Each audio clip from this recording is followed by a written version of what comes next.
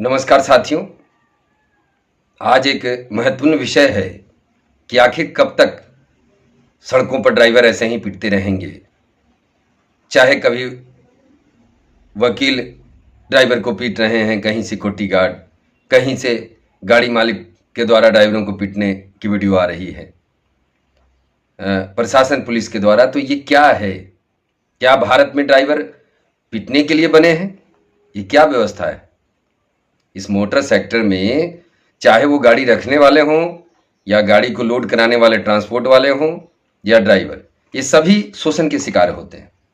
और आज मैं बता दूं कि भारत में हजारों ट्रांसपोर्ट में रजिस्ट्रेशन करा के लोगों ने ऑफिस लगा के रखा है। लेकिन सबसे ज़्यादा मुझे लगता है कि अगर ट्रांसपोर्ट सेक्टर में देखा जाए तो बाहर के लोगों से अधिक इस क्षेत्र से जुड़े हुए लोग ही शोषण करते हैं। चाहे गाड़ी चलाने वाले का गाड़ी मालिक शोषण कर रहा हो, गाड़ी वालों को ट्रांसपोर्ट वाले शोषण कर रहे हो कटौती के नाम पर। यानी एक आदमी ही एक आदमी के पीछे लगा है। और यही वजह है, आप सभी को मैं बताऊं कि यही वजह है कि मोटर सेक्टर आज पतन के कगार पे खड़ा है। चाहे वो 2-4 गाड़ी रखने वाले हों या 2000 गाड़ियां रखने वाले हों, सारे लोग शोषण के शिकार हैं। लेकिन मजाल है जो ये बोलेंगे। और इनमें एकता होना, मुझे नहीं लगता है कि भारत में मोटर सेक्टर में कभी भी एकता होगी। कभी इनमें एकता हो ही नहीं सकती, क्योंकि गाड़ी चलाने वालों की अलग कहानी है, गाड़ियां रखने वालों की अलग कहानियां हैं, ट्रांसपोर्ट से जुड़े लोगों की अलग कहानियां हैं।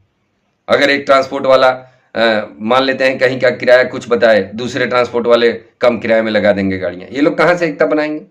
शोषण इनका होता रहेगा। क्योंकि जब तक आप एक मत में नहीं आते हैं, एकजुटता में नहीं आते हैं, तो शोषण तो आपका किया जाएगा। वो हमेशा से आपको पता है कि अंग्रेजों ने हमारे देश पे जो शासन किया तो फूट डालो और शासन किया। आज वही स्थिति बनी है। आप कहीं भी लेके चले जाएं, अगर गाड़ी मोटर सेक्टर से आप जुड़े हुए हैं तो मेरी बात को बेहतर आप समझ रहे हैं कि मैं क्या कहना चाह रहा हूं। आखिर सरकार भी इनको अनदेखा कर रही है, इसके पीछे कारण है क्योंकि आप सभी उस जगह पर खड़े हैं जहां आप सभी में एकता नहीं है। आप सभी के अंदर वो चीजें नहीं है जिसकी वजह से आपका कोई भी शोषण करने को तैयार है। अगर आप ऐसा समझ लें कि आप अगर अपने आप को जान जाते या समझ जाते तो ऐसी व्यवस्था ही नहीं होती।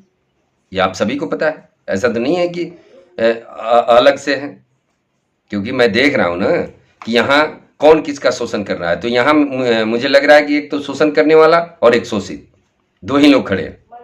यहाँ दो ही लोग हैं, एक शोषण करने वाले और एक शोषित वर्ग।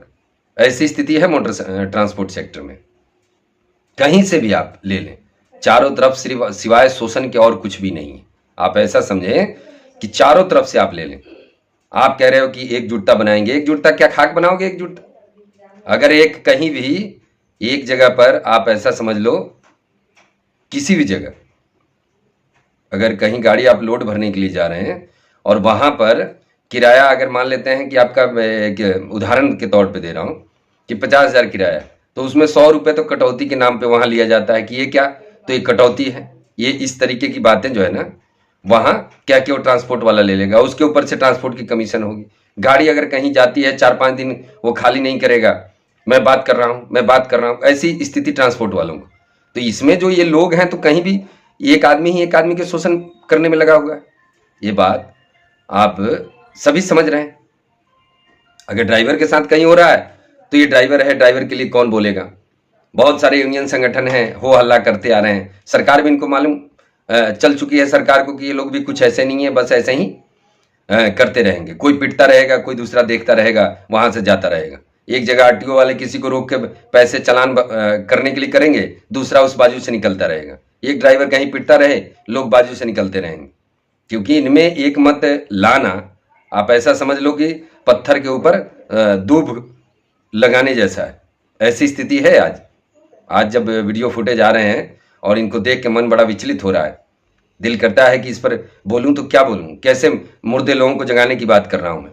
चाहे वो गाड़ी रखने वाले हों या गाड़ी चलाने वाले, दोनों आज के समय में भारत में परेशानियों से गुजर रहे हैं। बड़ी बड़ी कंपनियां फेल हो गई, बड़े बड़े लोग 2-4-10 गाड़ियां रखने वाले भी बेच के साइड हो रहे हैं, इस धंधे को छोड़ रहे हैं।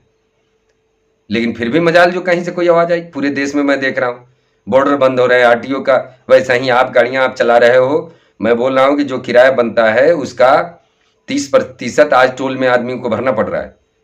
60% डीजल में बढ़ेगा, 30% टोल में भरेगा, तो बचेगा कितना? 60, 30, 90, 10% बचा। अब उस 10% में आप ड्राइवर को देंगे कि गाड़ी चलाएंगे कि किस्त भरेंगे, आप क्या करेंगे? सरकार ने कह दिया कि हम सड़क अगर बेहतर बनाएंगे तो बदले में टोल लेंगे। अच्छी बात है, टोल ले तो किराए में भी तो बढ़ोतरी हो। तो किराया बढ़ने कौन नहीं दे रहा है? ये बीच में जो लगे हुए दलाल ब्रोकर जो लगे हुए हैं, ट्रांसपोर्ट की दुकान खोल के बैठे हुए हैं, ये लोग नहीं चाह रहे हैं कि बढ़े।